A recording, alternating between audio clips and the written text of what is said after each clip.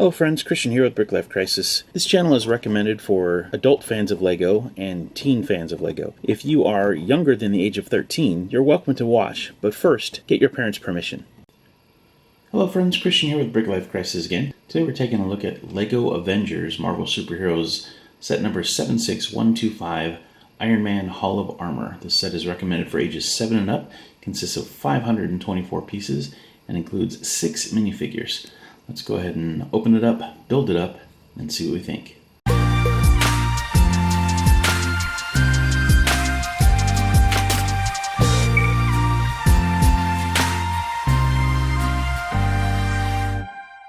And here it is, set 76125, the Iron Man Hall of Armor.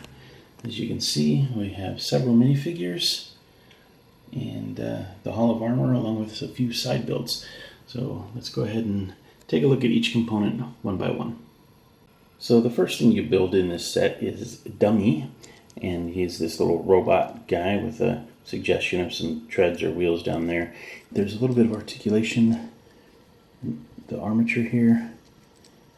Nice little side build, I suppose. The next little side build is this computer station with the kind of see-through computer monitors. There are 4 in total. There's a desk and a coffee mug there, of course, and a chair that rotates.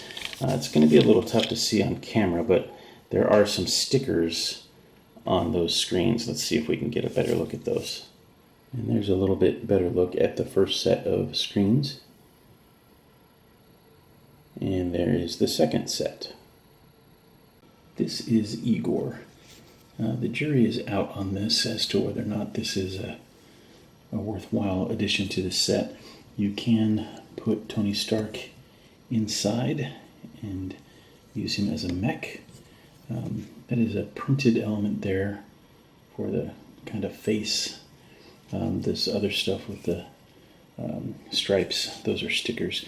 There's some articulation at the knee and at the hips, as well as at the shoulder and elbows and at the fingers, so you can articulate and have him grasp things and that sort of stuff. Okay, it's a little bit clunky, but it works. And this is the Hall of Armor.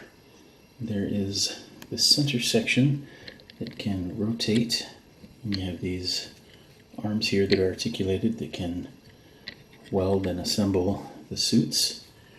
And then there are some suits on display in the back.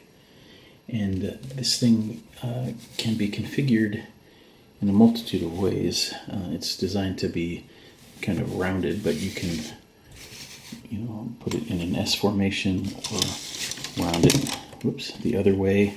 And there's all kinds of ways to configure that if you desire. The build for this is a bit repetitive. You basically make several of these individual pods. This one on the end has a ladder attached, and I think that's supposed to be a blender that he makes smoothies in, and you can see there's a mug there. Next one over we have some weapons. There's that kind of frost blast piece and a stud shooter, which maybe is supposed to be a fire extinguisher. It's red and has a blue stud in it. Across the top is kind of a walkway, and we have this communications dish and more walkway going across. We have a couple of suits of armor there, a jetpack, another suit of armor, and some tools, and then a stand for a helmet which currently has Tony Stark's hair on it. And this is a closer look at that jetpack. It's just a backpack piece with a couple of studs used as thrust and another tile stud there for just a little bit of extra detail. And then in the main section we have this, the area where they build the suits. You can pull that out, and then in its place, if you wish, you can put the computer station, so you can reconfigure that part of it as well. You can also add the computer section just to the other end of this, and it just kind of lengthens that centerpiece. You have options. I've seen other people talk about getting multiples of these sets and then stacking these things on top of each other to make for a larger Hall of Armor, or using it to complete the circle. Either of those are viable options if you're inclined to get multiples of the set, or you could get the expansion set, set number 76167, the Iron Man Armory, and you could use that to add to the overall build. And this is the Iron Man Mark 1. So it's obviously a little bit incomplete. It's pretty well done. It's not quite to scale, I don't think, because I believe Mark 1, if I remember correctly, is the Iron Man suit that he made in that kind of cave prison in Afghanistan or wherever they were in the first Iron Man movie. But I could be wrong. Anyway, if you take off the helmet, you see just a clear head. That's because he is intended just to be the suit, not actually Iron Man in the suit. No Tony Stark in there. This is just the Mark 1 suit. But it's nicely done. Some good detail printing, and yeah, I like it. And this is the Mark 5 suit. It's pretty well done. Some silver accents, and the helmet can flip up. Now this is just supposed to be a suit, not actually Iron Man, so it just has a clear head. Of course, you can put a Tony Stark head on there and put this on top of it, and that would work, but this is just intended to be a suit. But it's pretty well done, I think. And this is the Mark 41. I like this color scheme quite a bit with the gold and black. Those were my high school colors, incidentally. Anyway, some nice detail. This mask also flips up, again, to reveal just a clear head, as this is, whoops, this is just, wow, head popped off. It's just a clear head, because it's just supposed to be the suit, not actually anyone in it. But yeah, pretty cool. And finally we have the Mark 50 suit, which is nicely done again.